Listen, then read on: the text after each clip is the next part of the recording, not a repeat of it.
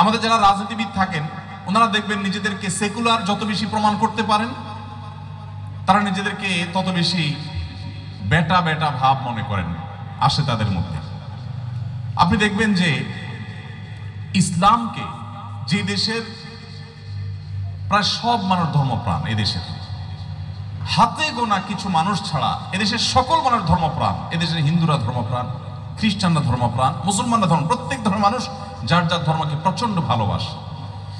এরকম একটা ধর্মপ্রাণদের দেশে আপনি দেখবেন কখনো ধর্মকে আপন করার চেষ্টা করা হয় না। এটাকে ঠেলে সংবিধান থেকে, আইন থেকে, সমাজের খাঁজে ভাঁজে থেকে, মিডিয়া থেকে, সব জায়গা থেকে ঠেলে কিভাবে দূর করা হবে তার একটা চেষ্টা।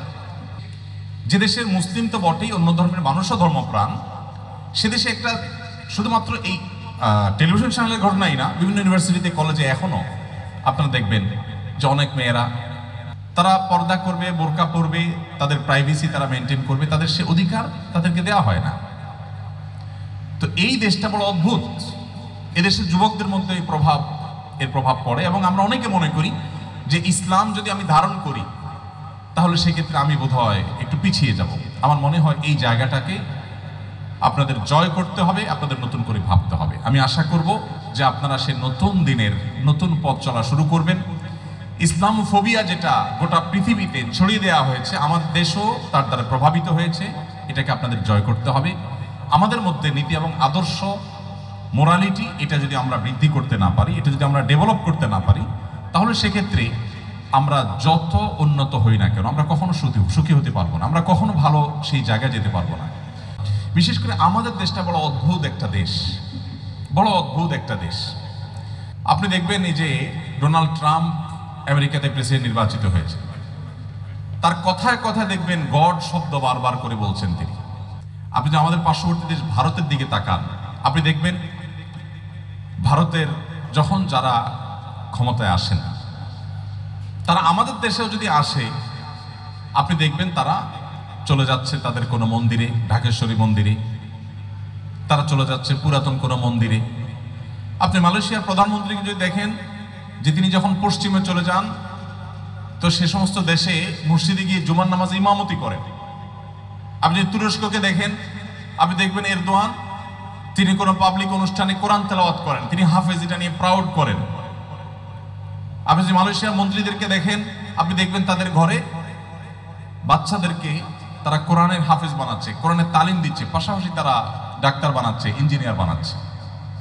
আপনি এই দেশটাকে বড় অদ্ভুত পাবেন। এই দেশে আমাদের কখনো ইসলামের কথা বলা যায় না। ইসলামের কথা বললে জাত চলে যায়। আমাদের বুদ্ধিজীবীরা দেখবেন যত বেশি উনি ইসলাম থেকে দূরে থাকবেন তত বেশি উনি বুদ্ধিজীবী, অনেক বড় মাপের বুদ্ধিজীবী হতে পারেন। নামাজ পড়ছেন তো বুদ্ধিজীবী হিসাবে উনি অর্ধেক ওনার লেস হয়ে যায়। মুসলিম আইডেন্টিটি, এটা নিয়ে প্রাউড করবেন, গর্ব করবেন, কখনো হীনমন্যতা ভুগবেন না। বুক উঁচু করে বলবেন আমি মুসলমান। আল্লাহর কাছে একমাত্র মনোনীত দিন ইসলাম।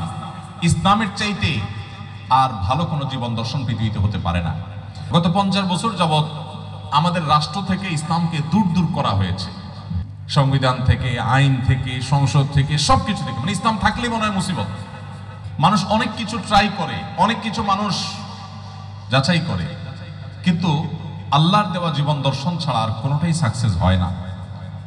ইলন মাস্ক এত সফল ব্যক্তি, এত সাকসেস মানুষ, তার ছেলেটাকে যখন এই জেন্ডার ডাইভার্সিটির নামে, যৌন বৈচিত্র্যের নামে তাকে যখন ছেলেটাকে আস্ত ছেলেটাকে মেয়ে বানিয়ে ফেলা হলো, তখন তিনি বললেন যে আমার ছেলেটাকে খুন করেছে।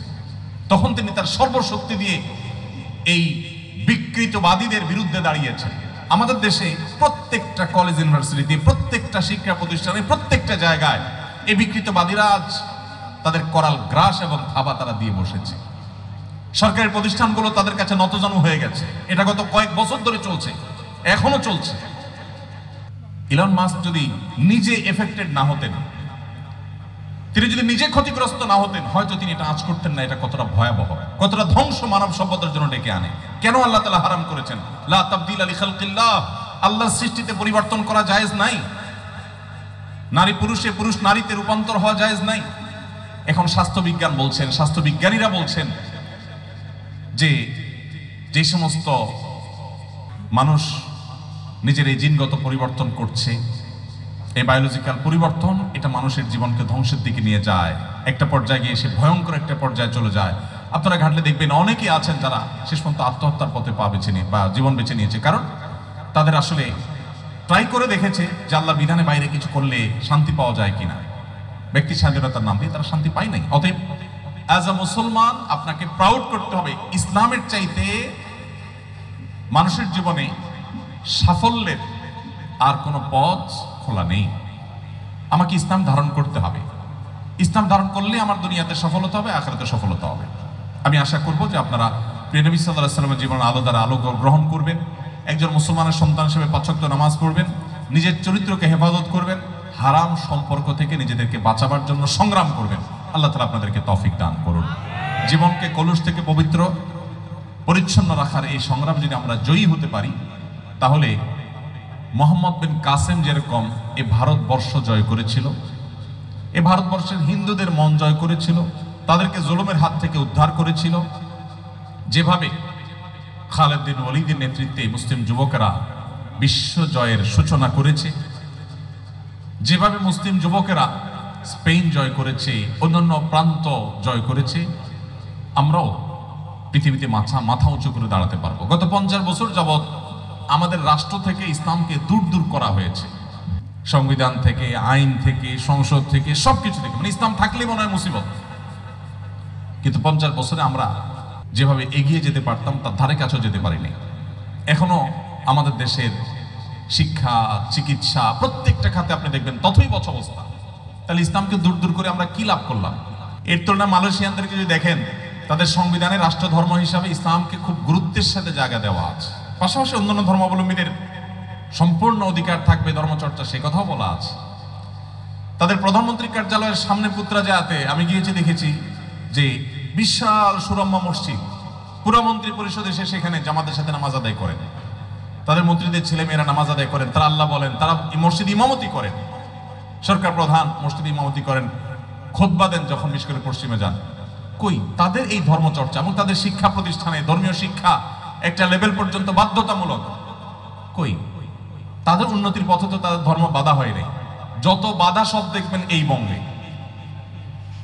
এই বাধাগুলো আপনাদেরকে ডিঙ্গাতে হবে, আপনাদেরকে অতিক্রম করতে হবে। আল্লাহ তাআলা আপনাদেরকে সেই তৌফিক দান করুন।